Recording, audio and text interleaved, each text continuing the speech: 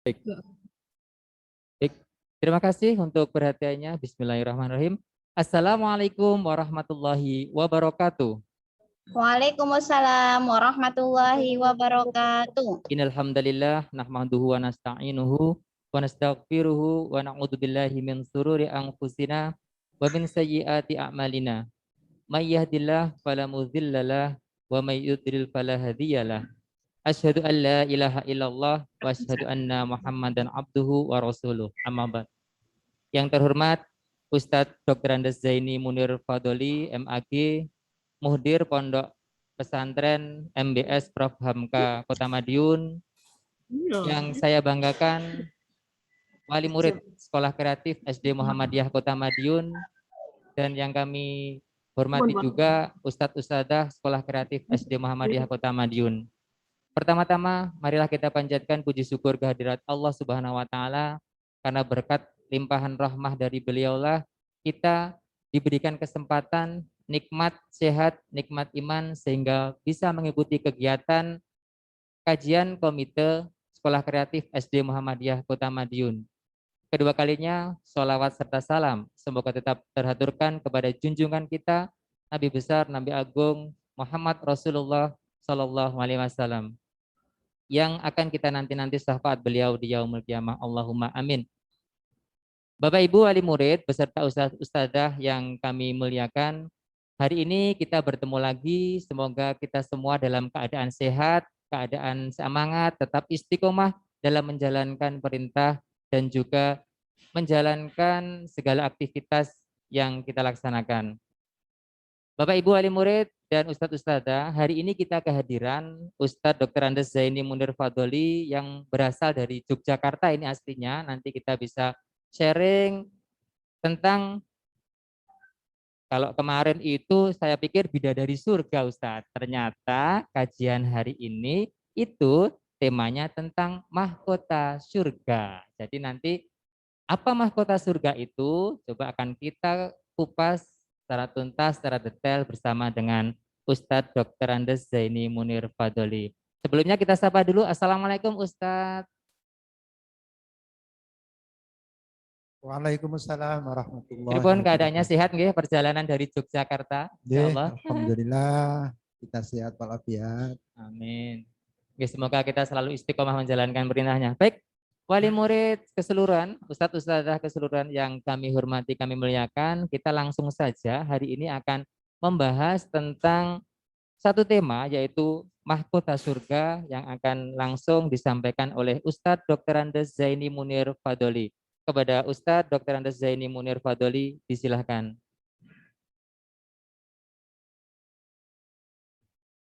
Assalamualaikum warahmatullahi wabarakatuh.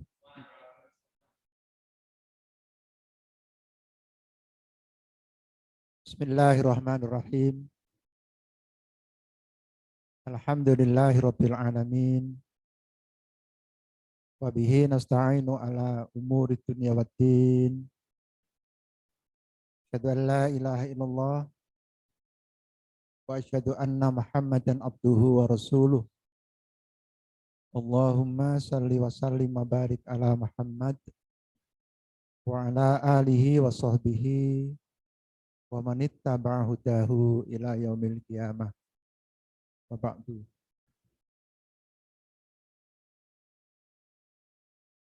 Para wali murid, para ibu guru dan bapak guru SD Kreatif Muhtadin yang dirahmati Allah Subhanahu wa taala.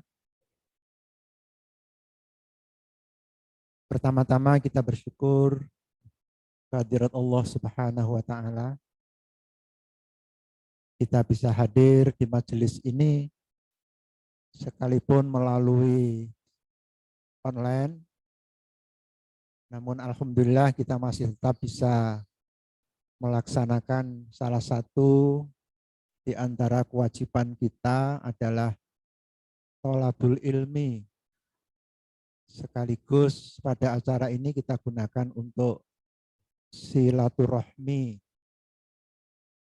khususnya untuk keluarga besar SD Kreatif Muhtadin Madiun.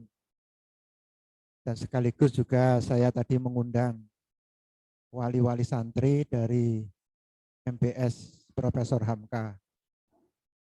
Mungkin di antara yang hadir pun pada kesempatan ini ada di antara para wali santri dari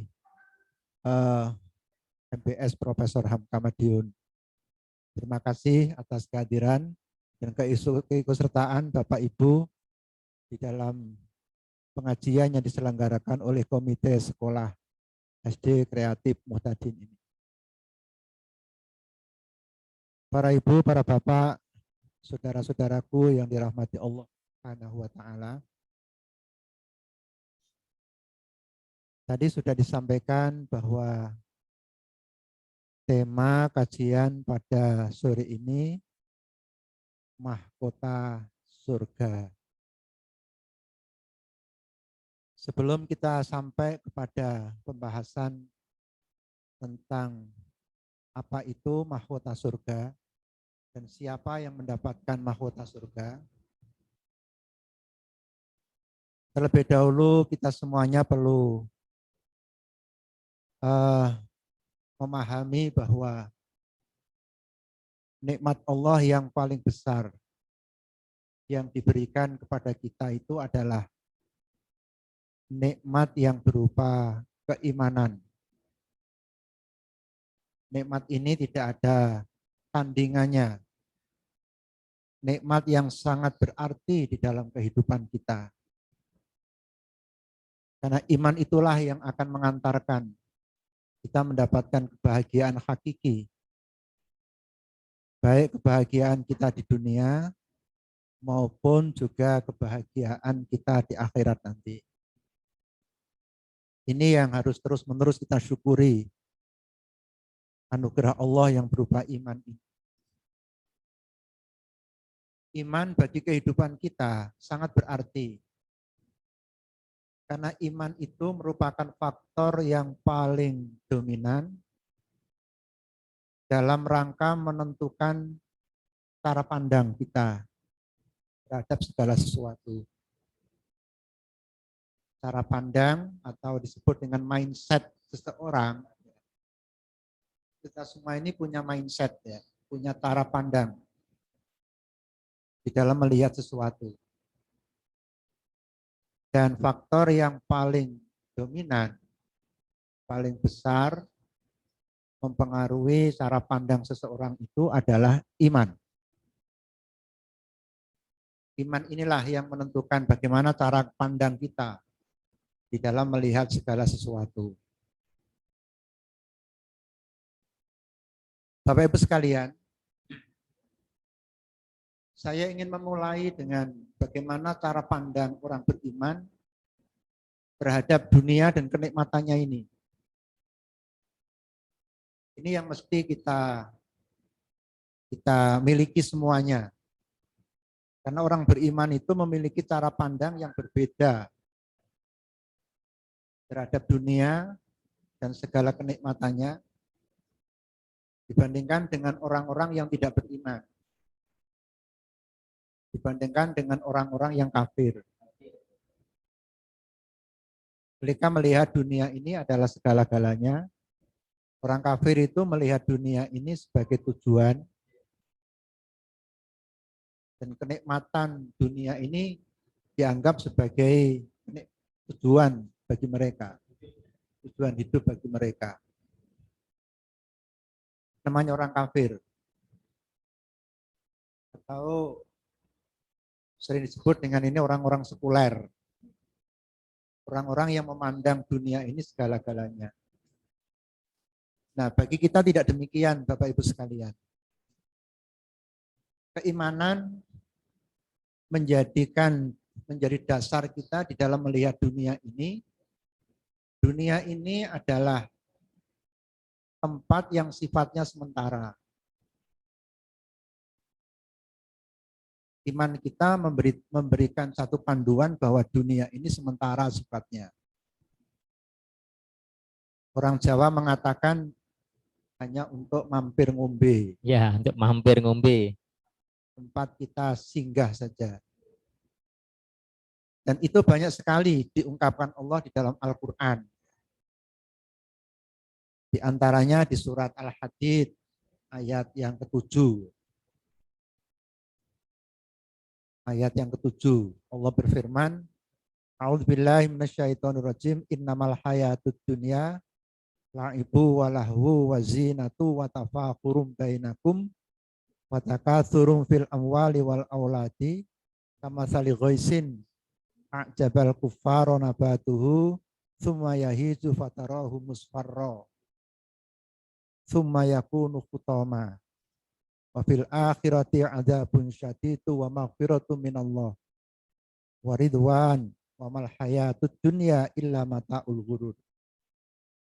Allah berfirman, ketahuilah sesungguhnya kehidupan dunia itu hanyalah permainan, hanyalah senda gurau, perhiasan dan saling berbangga di antara kamu, serta berlomba dalam kekayaan dan anak keturunan. Seperti hujan yang tanaman-tanamannya mengagumkan para petani. Kemudian tanaman itu menjadi kering, dan kamu lihat warnanya kuning, kemudian menjadi hancur. Dan di akhirat nanti ada azab yang keras dan ampunan dari Allah serta keridhoannya.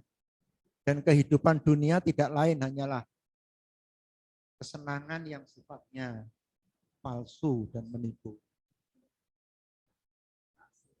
Sementara ibaratnya seperti tanaman tadi.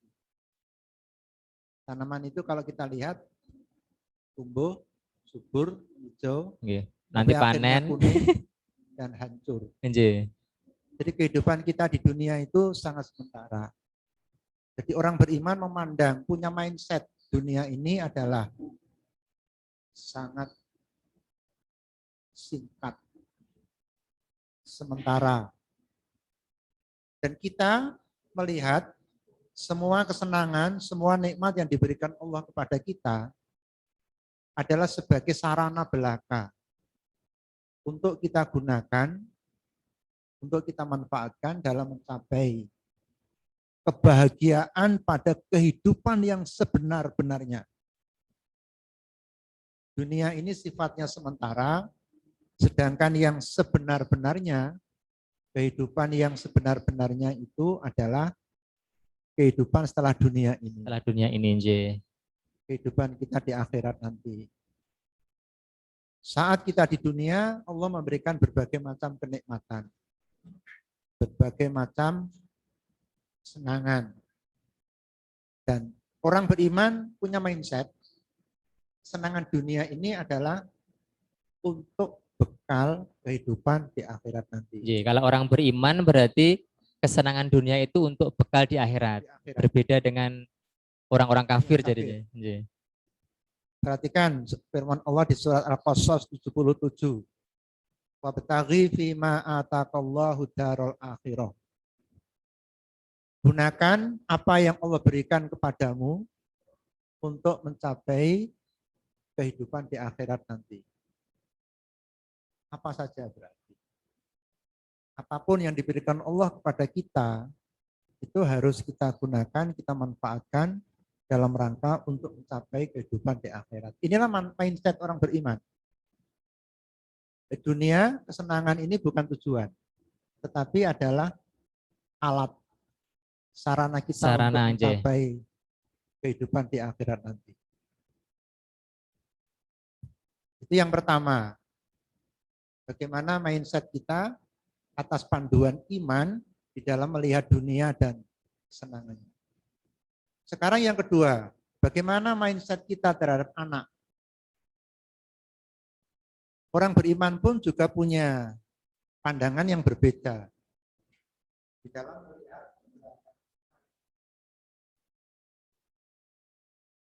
kita semua diberikan Allah putra, diberikan anak.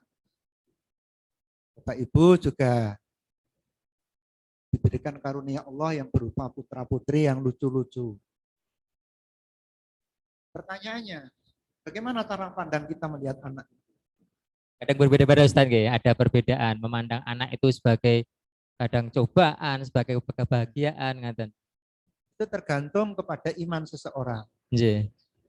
Orang yang tidak beriman melihat anak itu semata-mata untuk zinatul hayatid dunia, hanya untuk perhiasan kehidupan dunia semata, Hanya di dunia aja. untuk melengkapi nikmat di dunia saja.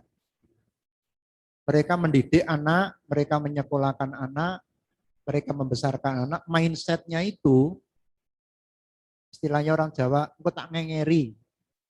Ngengeri kan? Ya, tak ngengeri itu artinya, oh beniso tak bisa kami itu ikut nanti. Oh, ngaten sih. Umumnya orang tua kan begitu. Iya, Mindset terhadap anak itu semata-mata hanya untuk kepentingan di dunia. perhiasan di dunia saja. Supaya nanti kalau sudah tua, sudah tidak bisa apa-apa, anak itu bisa tempat untuk diikuti, Iya. Ngopeni. ngopeni, bisa merawat. Berarti sama juga seperti balas jasa ngoten ya. Cilik kowe Ya, tak openi, engko aku tua aku openono. itu mindsetnya. Nggih. Atau hanya untuk kebanggaan di dunia saja. Nggih. Untuk bisa menceritakan ke teman-teman. Pamer, ajang pamer. Anakku pinter. Anakku piye? Oh, anakku saiki dadi jenderal. Oh, nggih. Oh, anakku saiki dadi DPR. Oh, anakku dadi ngene. Nggih, nggih.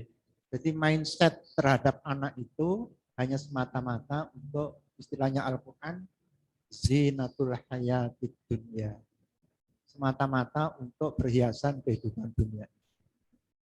Kalau orang beriman tidak demikian Bapak Ibu. Itu adalah mindsetnya orang yang tidak beriman. Atau mindsetnya orang sekuler namanya. Mereka melihat sesuatu itu hanya dari kacamata kepentingan dunianya saja. Ya. Bagi kita orang beriman itu harus mengkaitkan keberadaan anak itu dengan kehidupan kita di akhirat nanti. Dan kita harus mengkaitkan keberadaan anak itu dalam cara pandang bahwa Allah memberikan karunia kepada kita ini adalah untuk bekal kita di akhirat. Termasuk anak. Orang beriman itu harus melihat anak ini adalah merupakan sarana kita untuk mencapai kehidupan di akhirat nanti. Tidak berarti kita tidak boleh membanggakan, boleh.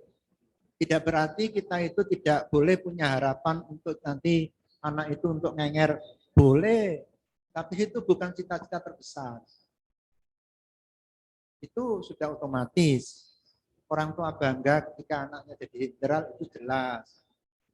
Orang tua nanti punya harapan anak itu bisa diikuti waktu tua, jelas. Tapi itu adalah sebuah harapan yang sangat apa? Sangat rendah. Kita mesti harus naik sampai jauh ke depan. Anak itu tidak semata-mata untuk membahagiakan orang tua di dunia. Kalau itu sampai kita lakukan, kecewa. Banyak orang tua itu akhirnya tidak ikut anaknya kok. Banyak anak-anak itu setelah menjadi hebat lupa dengan kepada orang tuanya. Itu banyak sekali. Banyak kasus seperti itu. Ketika mereka berhasil, orang tuanya ditinggalkan. Contoh kasus kemarin yang menuntut warisan seperti itu kan. Malah kadang-kadang sebaliknya. Nggih. Sekalipun sudah jadi orang, sudah jadi hebat. Malah orang tuanya itu dilupakan, dibuang, itu malah banyak. Atau umumnya sekarang orang tua itu sudah ingin mandiri. Sudah tidak lagi begitu mengandalkan kepada anaknya. Pengennya itu ya berdiri sendiri. Jadi kalau kita itu punya mindset anak itu semata-mata ya, itu kan nggak boleh. Semata-mata hanya untuk kesenangan dunia. Masih kecewa. Kecewa itu kalau berat namanya kucewa. Ya. Pasti kecewa. Maka kita harus mengkaitkan keberadaan anak kita itu dengan perspektif kita bahwa dunia itu sementara, akhirat itulah yang selamanya, dan Allah menitipkan memberikan anak kepada kita itu sebenarnya adalah cara Allah untuk menjadikan kita nanti masuk surga di akhirat. Anak itu juga kunci untuk kita masuk surga intinya Ustadz ya. Cara Allah ingin menolong kita Nggih. agar kita nanti dipermudah masuk surga. Surga. Nggih. Perspektif kita harus begitu. Anak itu kita pandang, inilah titipan Allah pada saya, agar nanti anak ini bisa saya jadikan sebagai bekal untuk di akhirat. Karena anak ini punya keistimewaan dibandingkan dengan pembayar yang lain. Maksudnya begini, mungkin ya, kalau pemberian yang lain kita wujudkan dalam bentuk amal, itu nilainya atau usianya itu bisa terbatas. Bisa terbatas. Karena amal itu ada dua. Ya. Amal manusia itu ada dua kategori Bapak Ibu. Amal yang usianya pendek, jadi Allah memberikan pahala tapi usianya pendek. Sependek amal itu dikerjakan.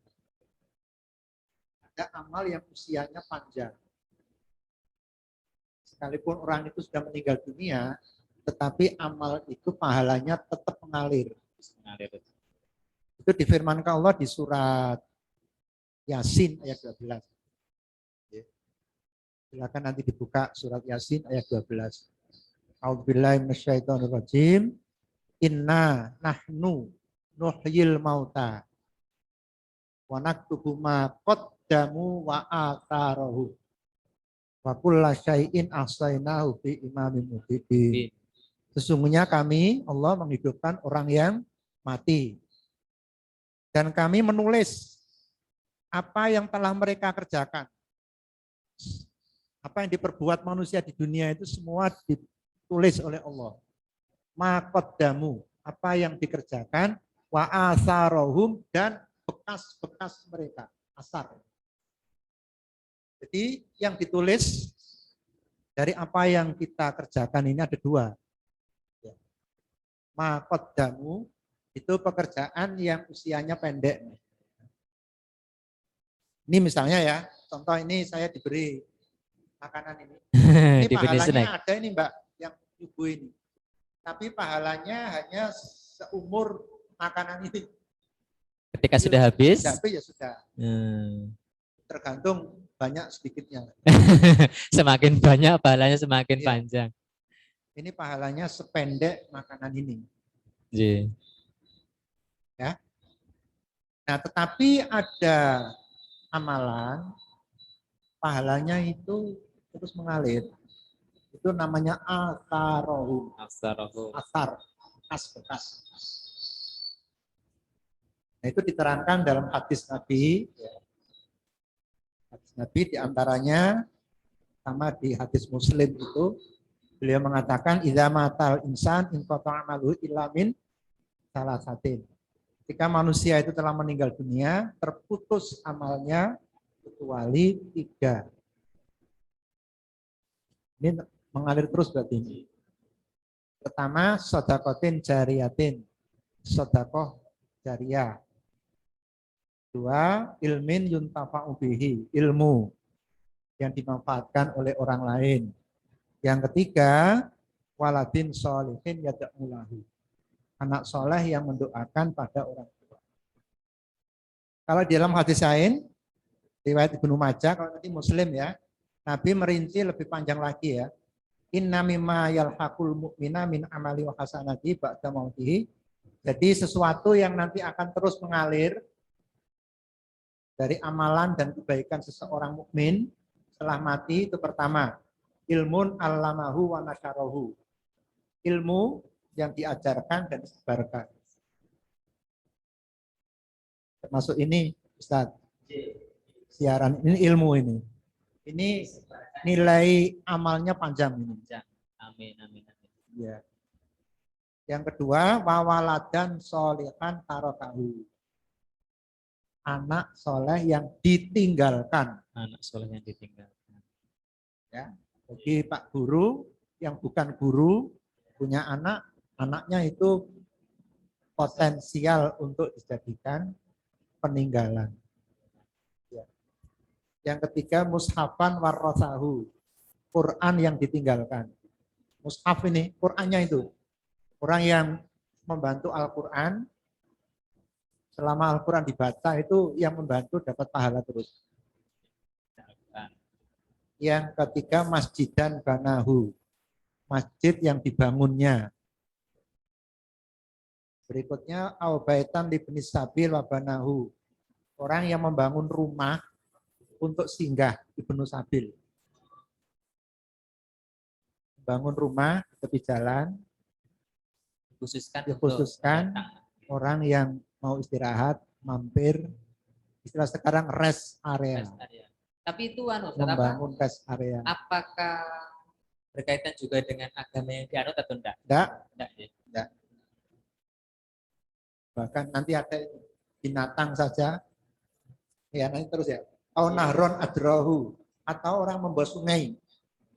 Sungai yang dialirkan. Itu termasuk pahala yang mengalir. Au sodakotan akhrajaha min mali min sejati wa hayatihi. Sodako yang dikeluarkan dari hartanya pada waktu sehat dan hidupnya. Jadi yang tadi ada. Semua itu akan terus mengalir pahalanya sekalipun orang sudah meninggal dunia. Di dalam hadis yang lain, Nabi menyebut ada 7. Sab'atun. Di mana pahalanya orang itu tetap mengalir sekalipun dia kuburnya di kubrihi. 1, man 'allama ilman.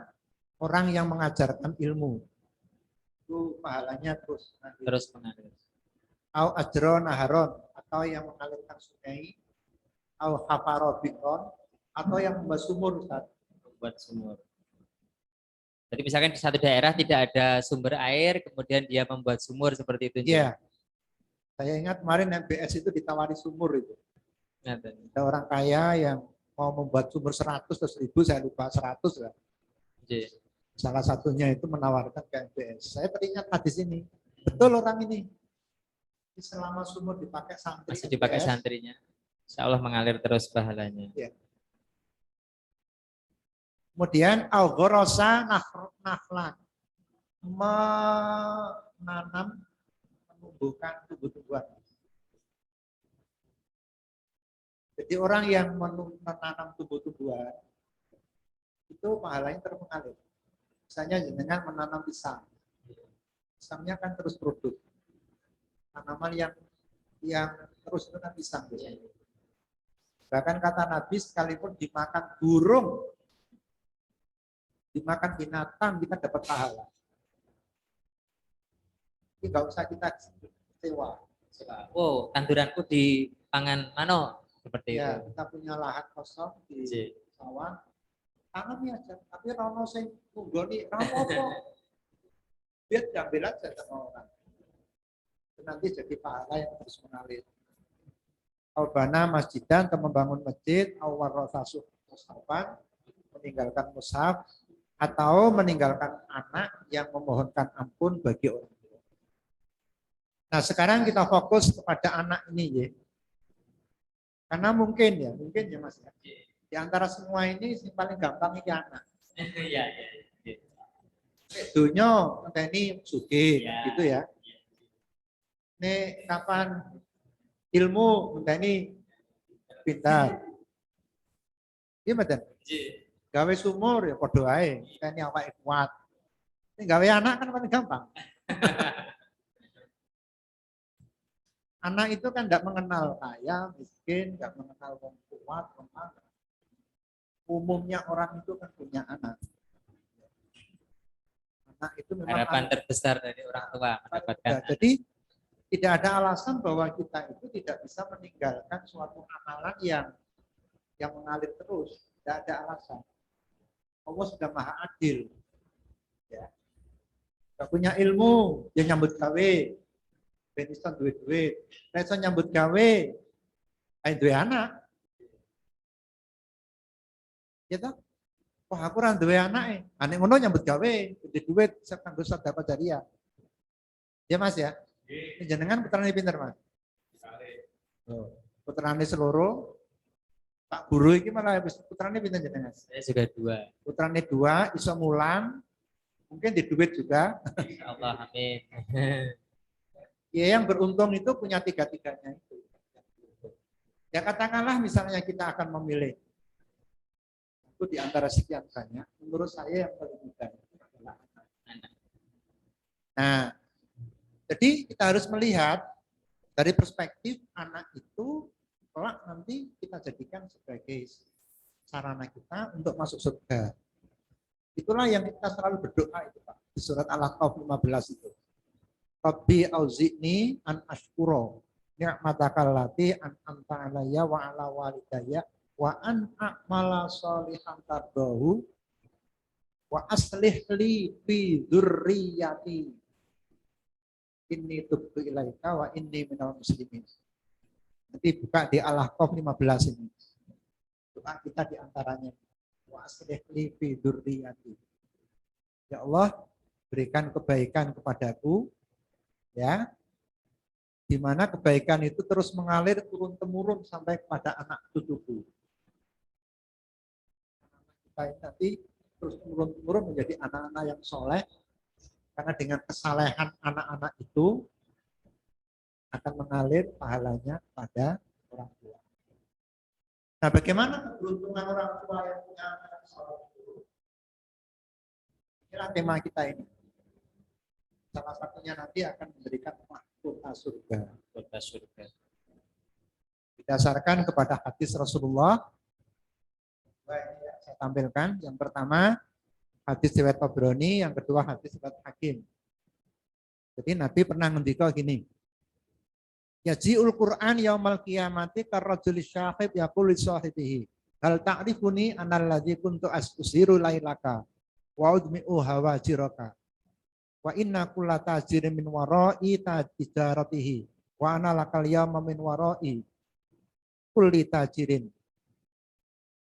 fa yu'til mulka biyaminihi wal khulda bishimalihi wa yud'u ala ra'sihi tajal waqor wa yuksa waliduhu kullataini la taqumu lahum ad-dunya wa ma fiha fa yaqulani ya rabbi anna lana hadza fa yuqalu lahumā bitaklimi waladikal Quran. Yang artinya Al-Quran datang pada hari kiamat seperti seorang lelaki yang putat. Lalu menanyakan kepada pemiliknya, apakah kamu mengenaliku? Saya yang dulu, kata Quran. Di mana saya membuat kamu itu begadang di malam hari. Mbak itu gara-gara aku dulu membaca, menahan kamu dalam keadaan kehausan,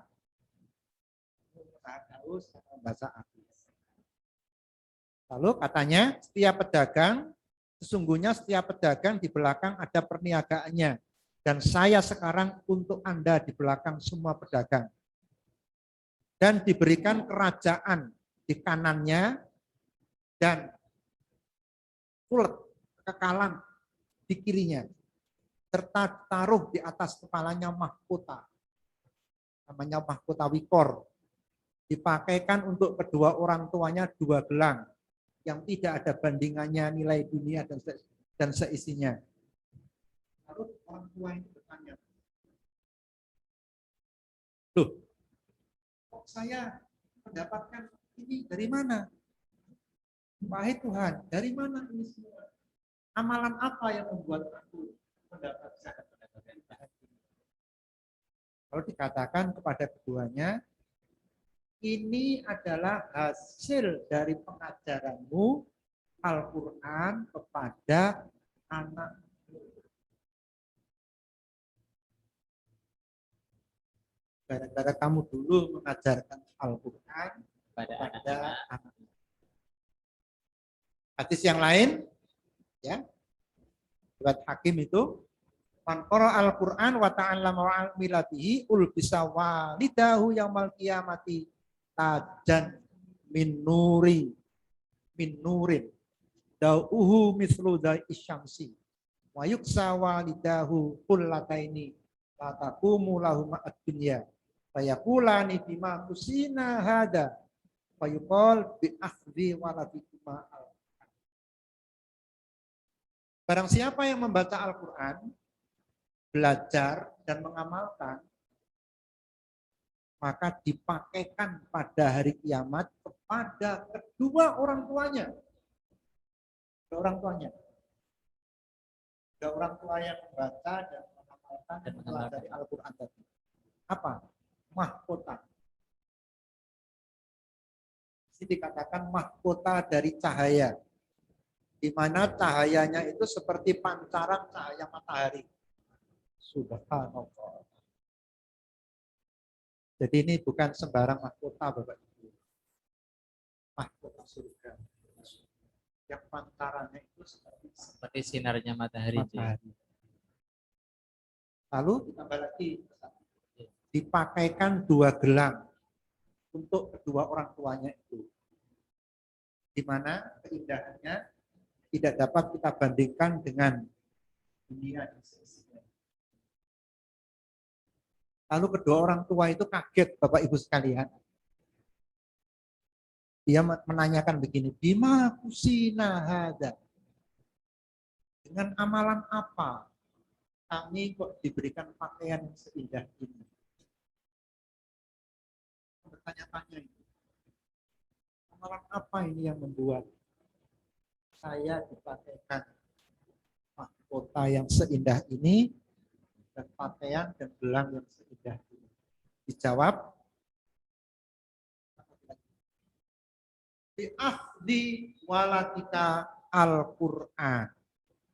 Gara-gara anakmu dulu. Anakmu yang dulu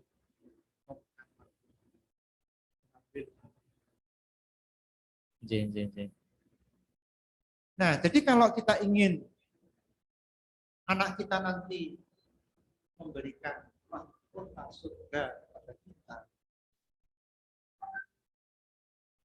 memberikan pakaian dan gelang yang indah kita di akhirat nanti, upaya kita adalah anak kita ini harus diajari Al-Quran, dijadikan sebagai anak-anak yang mengambil Al-Quran. Hadis pertama tadi mengatakan bitaklim Al-Quran, karena kamu dulu Mengajarkan anak-anak Al-Quran tadi. Yang kedua itu anak dulu mengambil Al-Quran. Simple sepertinya Ustaz, tapi ternyata itu Ini meliputi jalan 3, membaca, mempelajari dan mengamalkannya. Maksud dengan mengambil Al-Quran 3 J. Jadi bukan hanya mengambil, diambil saja, tapi ada maknanya tersendiri. Pandai membaca Al-Quran, selalu membaca Al-Quran, pelajari isinya, memahami, syukur-syukur sampai menghafalkan, dan bisa itu mengamalkannya. Dari jaga Al-Quran, dahsyat lagi itu. Ya, anak kita nanti masuk surga. Karena mengamalkan Al-Quran, orang tua yang punya anak itu juga mendapatkan keuntungannya. Mengapa anak kita? Anak itu adalah mata istilahnya. Anak itu adalah merupakan tabungan bagi orang tua. Tidak sia-sia Bapak Ibu mendidik anak. Dari ibu mengandung, melahirkan, menggendong, bawa kemana-mana, itu tidak sia-sia. Asal diberikan apa. Tapi kalau cuma semata-mata seperti perspektif orang tadi, kesenangan dunia saja. malah repot ya, sebagai cobaan berarti. Malah repot tok. Kalau kita melihat anak itu perspektif dunia saja, lebih banyak merepotkan. Sebagai fitnah. Hanya banyak merepotkan aja orang tua. Bahkan kadang-kadang sampai anak sudah dewasa pun juga merepotkan. Masih merepotkan orang tuanya. Kalau perspektif kita melihat anak itu hanya dunia saja. Tapi kalau perspektif kita itu untuk akhirat, pasti berbeda nanti. Beda lagi. Kita tidak melihat anak itu hanya dari aspek merepotkan kita, tapi kita berusaha memanfaatkan anak itu untuk kebahagiaan. Nggih. Di sini Bapak Ibu sekalian tentu tidak lalu harus orang tuanya sendiri yang mengajarkan. Ya. Kalau nanti seperti itu banyak orang tua nanti yang nggak bisa mengajarkan Al-Quran. Bisa menghadirkan fasilitas atau guru atau lembaga pendidikan atau sarana yang memungkinkan. Jadi misalkan orang tua belum mampu atau tidak mampu bisa menghadirkan fasilitas agar anak itu bisa membaca Al-Quran, belajar Al-Quran. Ngoten nggih. Yang paling efektif itu adalah lembaga pendidikan. Seperti SD. Nggih, Seperti MBN. Nah, sekarang itu program-program pendidikan Al-Quran itu sudah semakin lebih banyak nggih. Banyak. Sama di sini kan juga ada. Nggih, sami ada nggih. Itu saya harapkan Al-Quran itu harus menjadi program yang utama. Program yang utama dan program prioritas untuk bisa mendidik. Kalau di MBS itu istilah kami 3T. Itu sekarang tambah 1 4T. 4T, apa itu Ustaz? T pertama itu tahsin. Tahsin, nggih, di sini juga ada. Membaca Al-Quran. Tafhim, memahamkan. Nggih. Ya, satu itu paham.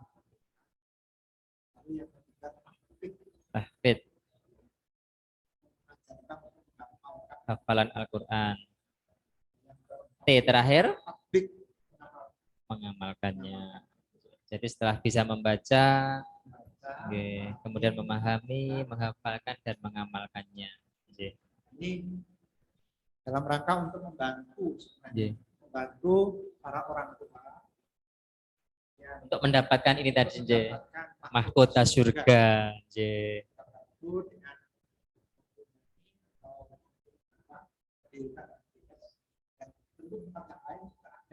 Insyaallah, saya mendorong sebenarnya lembaga-lembaga pendidikan program Al-Quran itu program yang utama, yang prioritas untuk memenuhi keinginan orang tua, memiliki perspektif atau memiliki sudut pandang, cara pandang bahwa anak itu memang tabungan di surga. Nah, yang lain-lain itu oke-oke saja. Yeah.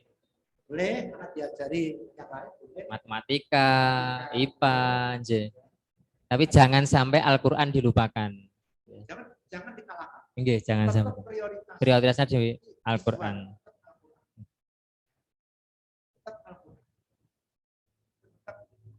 Kalau kita harapkan nanti anak kita jadi insinyur, tetap yang nomor satu Al-Quran. insinyur yang memahami.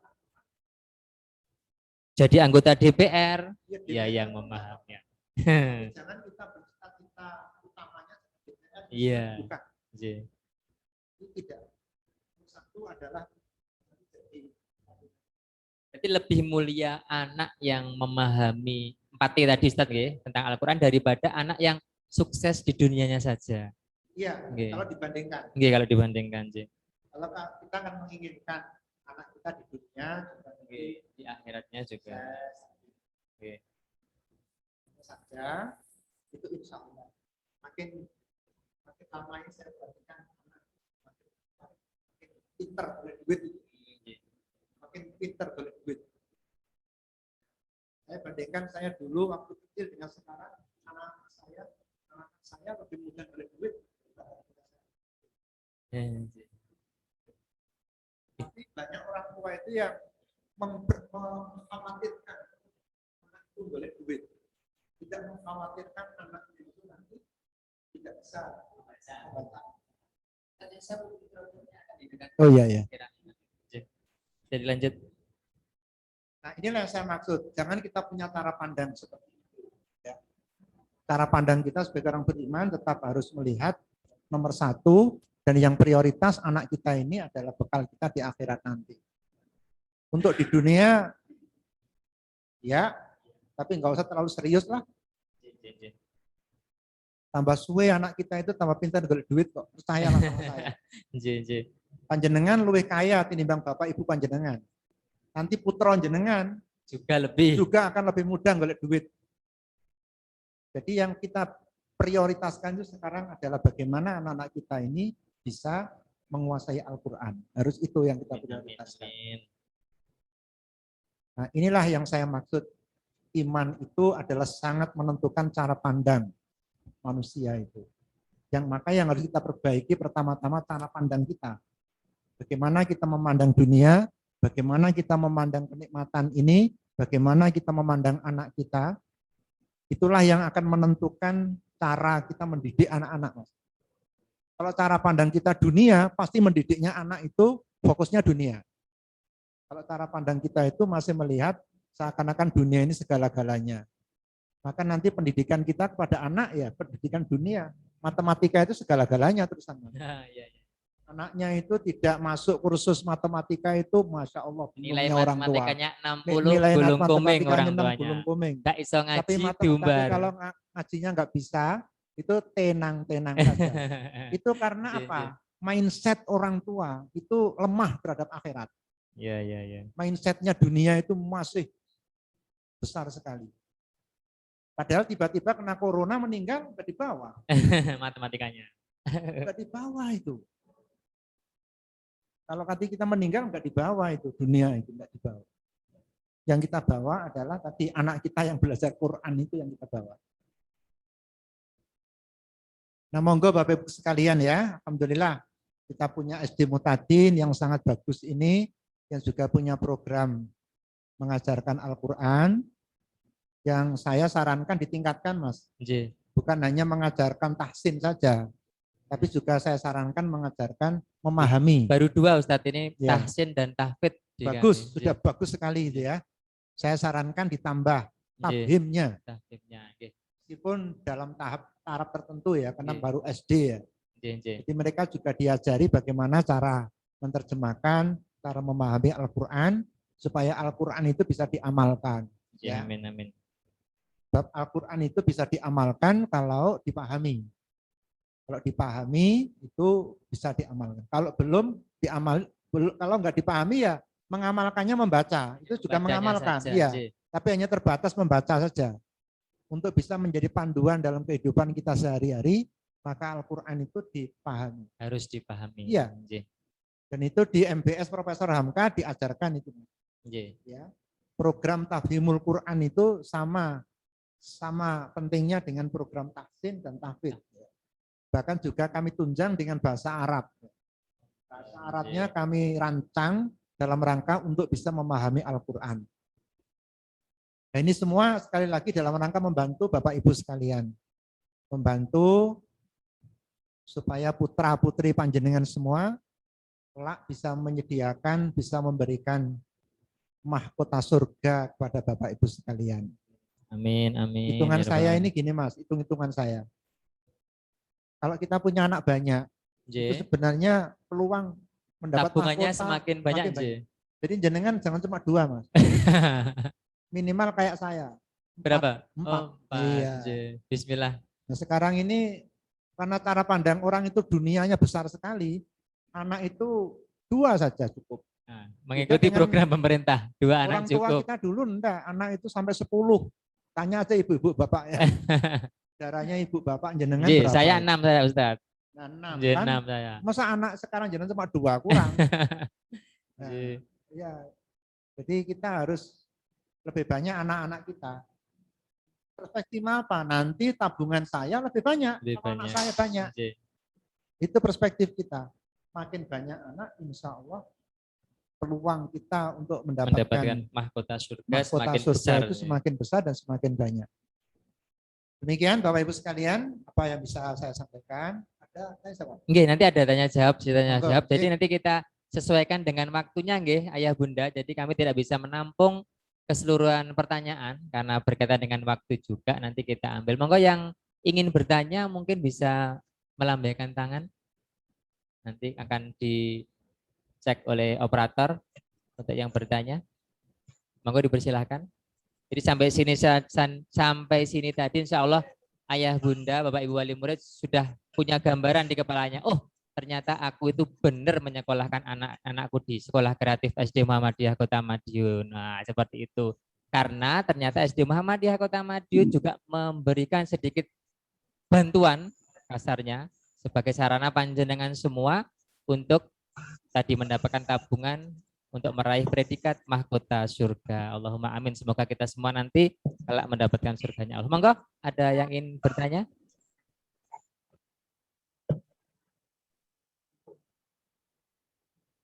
Satu, dua, tiga. Ada Ustadz? Monggo, yang mau bertanya? Belum terlihat ya? Ustadzah yang ada di operator yang bertanya. Belum ada.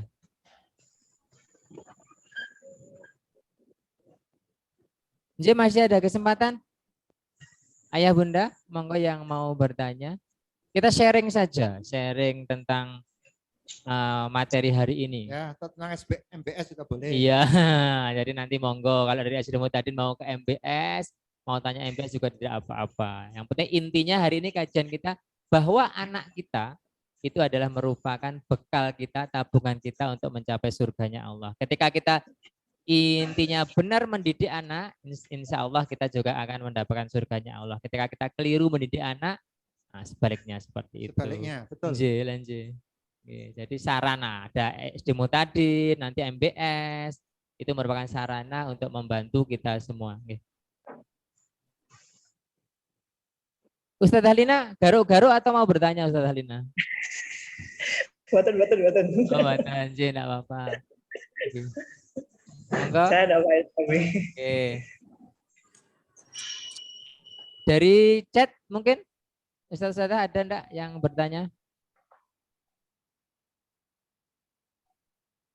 Belum ada, belum ada. Alhamdulillah belum ada Ustadz untuk pertanyaannya. Jadi kalau begitu, kalau dari yang bertanya saya yang bertanya. Mungkin mewakili juga dari wali murid kalau ada. Jadi tadi kan dikatakan bahwa anak itu merupakan tabungan kita untuk mendapatkan surganya Allah Ustadz. Tapi terkadang anak itu kan juga menjadi cobaan bagi kita. Ini loh Ustadz yang kadang kita itu masih bingung bagaimana ya caranya. Saya saja Ustadz yang ngajar di sini juga punya anak, itu kadang ketika mengajari anak didik saya di sekolah, itu sepertinya mudah seperti itu Ustadz. Padahal 21 anak misalkan di kelas itu. Tapi ketika menghadapi 2 anak saya, itu kok kadang itu kok apa gara-gara capek atau bagaimana kok ketika di rumah itu kok kayak enggak masuk seperti itu. Saya takutnya nanti, anakku jadi cobaan saya, semoga tidak. Itu bagaimana Ustadz? Al-Quran menjelaskan anak itu ada 4 tipologinya.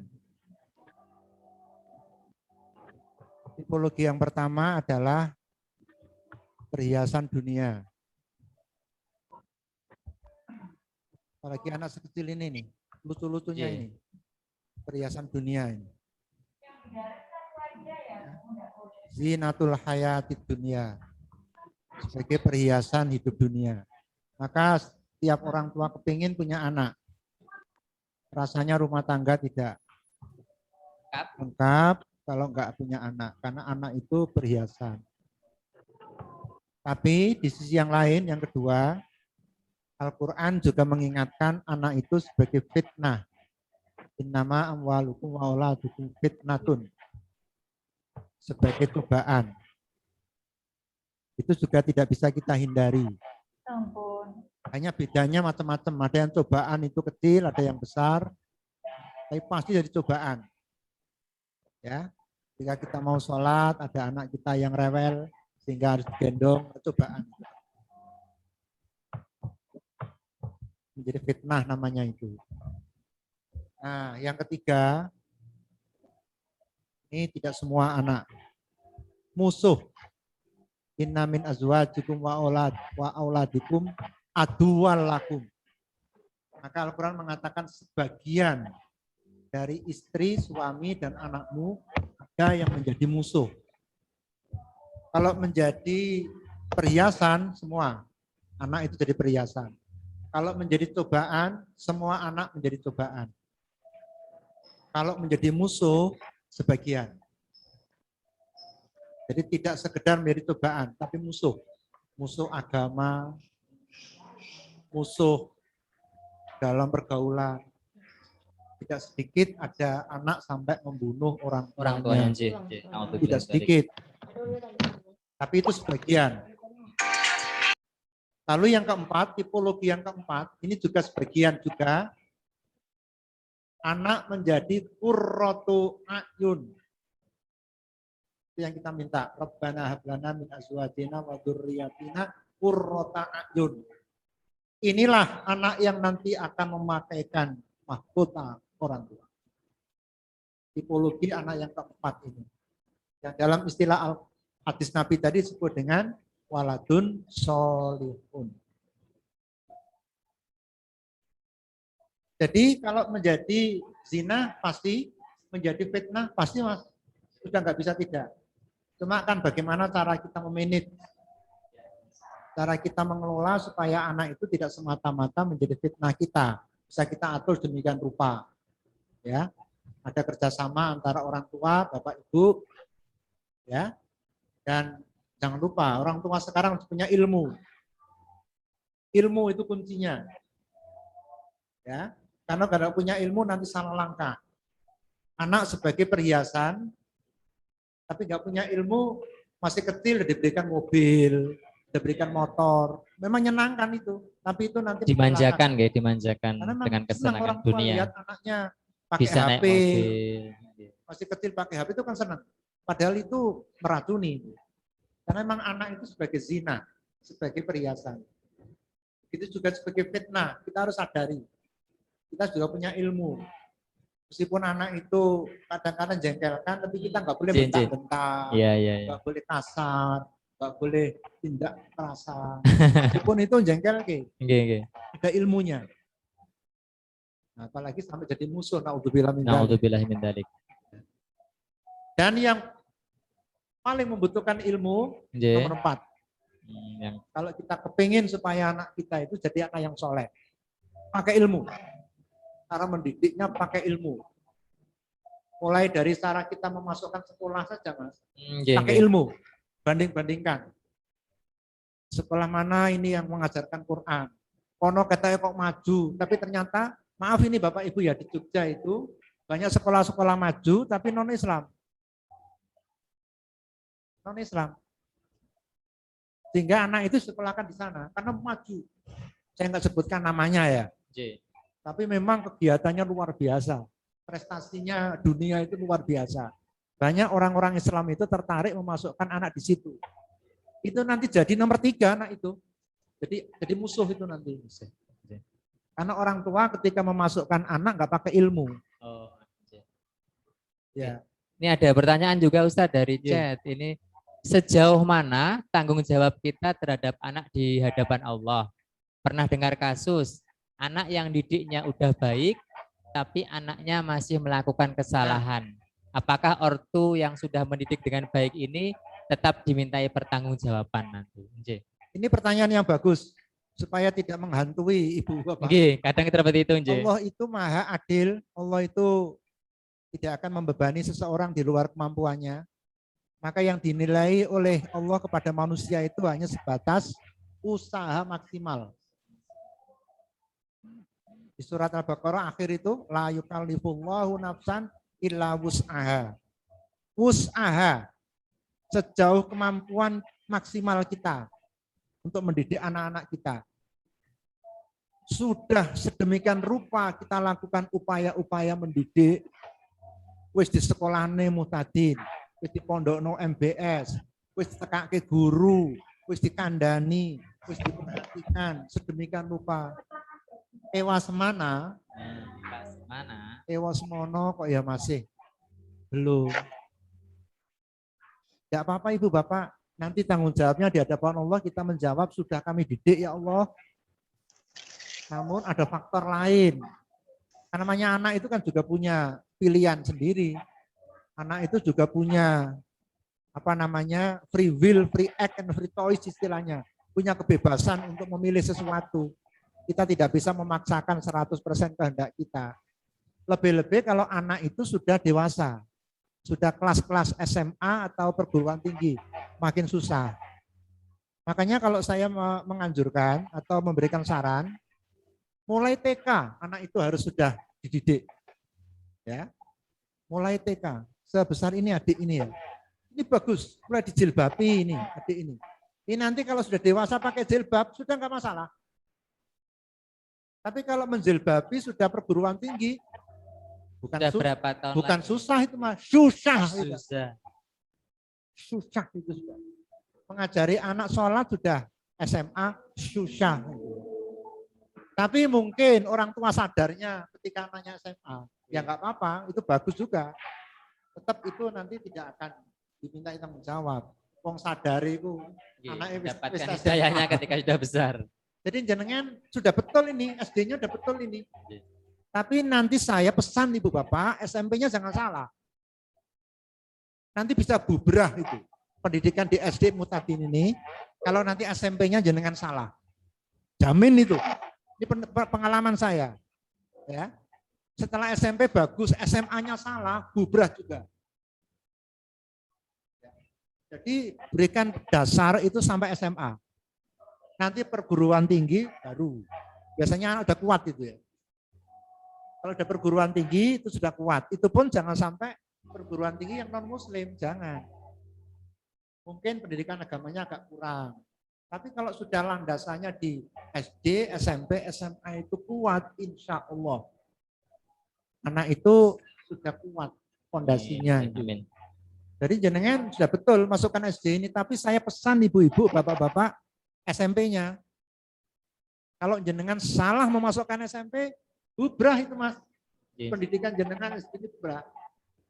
Akan dirusak. Ya. Apalagi SMA-nya juga lain lagi. Terputus ya. Nah itu makanya MBS itu sudah 3 tahun lalu kita buka SMA juga. Oh, ya alhamdulillah. Iya, SMA Muhammadiyah itu kita satukan dengan MBS. Karena kalau cuma SMP, wah nanti hilang itu ilmunya para santri. Dari SMPJ. Kita lalu pendidikannya sampai 6 tahun. Sampai SMA. Nah, setelah itu, seandainya mereka mau ke umum, mau insinyur, mau dokter, ekonomi, itu insya Allah fondasi mereka sudah kuat. Ya, sudah punya hafalan Quran, sudah paham. Seandainya jadi insinyur pun insinyur yang paham Al-Quran. Alhamdulillah. Amin. Jadi sejauh Bapak Ibu Sudah berusaha untuk sampai maksimal. maksimal. Tapi tolong ya, maksimal itu pakai ilmu loh ya. Ojo maksimal itu sak kobre, jangan. Harus maksimal, diperhatikan betul. Maaf Ibu Bapak, penggawaian itu nomor 2. Tolong ini, catat ini. Pekerjaan jenengan nomor 2. Nomor 1 pendidikan anak. Jangan anak itu dilalaikan dengan alasan bekerja, apalagi ibu. Salah itu. Karena ibu itu tidak wajib bekerja. Ya. Jadi tetap harus mengutamakan pendidikan anak. Untuk ibu itu nomor 1 pendidikan anak. Bapak pun itu juga harus tetap memperhatikan anak. Pekerjaan tetap nomor 2. Kita kadang seperti itu nggak Ustaz? Kadang ibu-ibu yang harus memperhatikan anak, padahal kan harusnya 50-50. Bapak pun harusnya juga memperhatikan juga. Tetap bapak sibuk apapun, tetap berikan perhatian kepada anak. Tetap nomor 1. Istilahnya jenengan nyambut gawe iki nggo sapa? Kan itu istilahnya kan. Nah ini kan untuk apa coba? Kan yang paling pokok itu untuk tabungan kita di akhirat. Nggih, tabungan. Jadi tetap nomor 1 itu harus anak. Baru kemudian nomor 2 pekerjaan. Nah, jadi gitu ya Mas ya. Jangan hanya rapat terus anaknya nggak boleh gitu. Semoga. Tetap sibuk rapat apapun, tetap pendidikan anak itu nomor 1. Nomor 1. Jadi sampai maksimal Bapak Ibu ya. Kalau sudah maksimal ternyata kok saya merucut. Berarti ya sudah. seperti Nabi Nuh. Nabi Nuh itu putranya juga kafir ya, juga. Kafir. Usaha dari Nabi Nuh sudah maksimal. Luar biasa. Jadi itu seorang nabi itu ya. Anaknya juga ternyata tidak seperti bapaknya. Tapi beliau sudah usaha maksimal ya nggak apa-apa. Nanti sudah bisa menjawab di hadapan Allah. Baik, mungkin ayah bunda yang lain kalau ada yang bertanya, kalau tidak akan kita akhiri. Ada? Oke. Alhamdulillah. Jadi kita cukupkan Ustadz, monggo bisa dipandu untuk doa sebelum nanti Oke. kita tutup. Monggo. Bapak Ibu sekalian yang dimuliakan Allah, dan saya banggakan karena menyekolahkan putra-putrinya di SD Muhtadin. Mari kita tetap istiqomah mendidik anak-anak kita.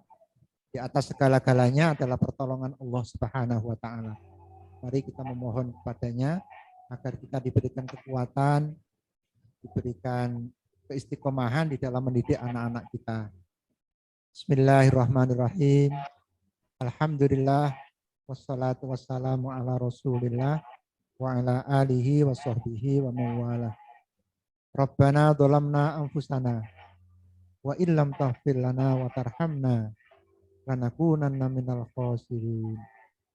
Rabbana hab lana min azwajina wa dzurriyyatina qurrata a'yun waj'alna lil muttaqina imama. Rabbana hab lana min azwajina wa dzurriyyatina qurrata a'yun waj'alna lil muttaqina imama. Rabbana hab lana min azwajina wa dzurriyyatina qurrata a'yun waj'alna lil muttaqina imama. Rabbana atina fid dunya hasanah wa fil akhirati hasanah wa qina adzabannar. Allahumma arinal haqqa haqqa warzuqna ittiba'ah wa arinal batila batila warzuqna ijtinabah. Wa sallallahu ala Muhammad. Subhana rabbika rabbil izzati amma yasifun.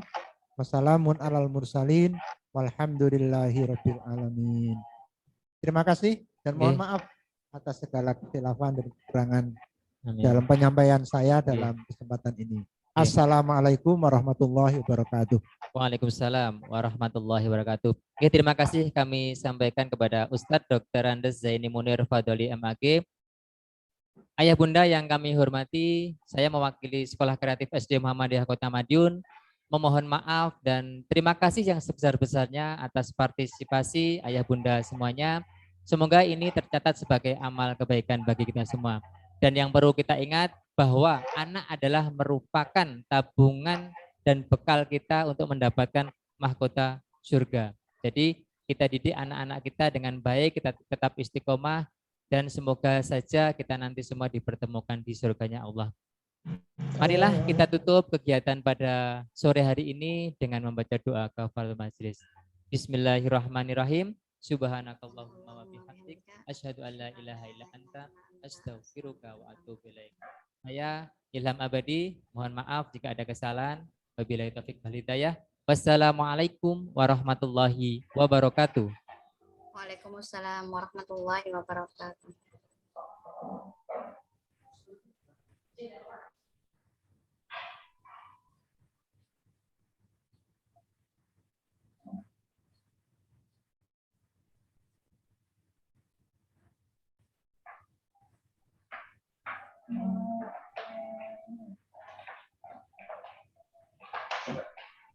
Oh iya.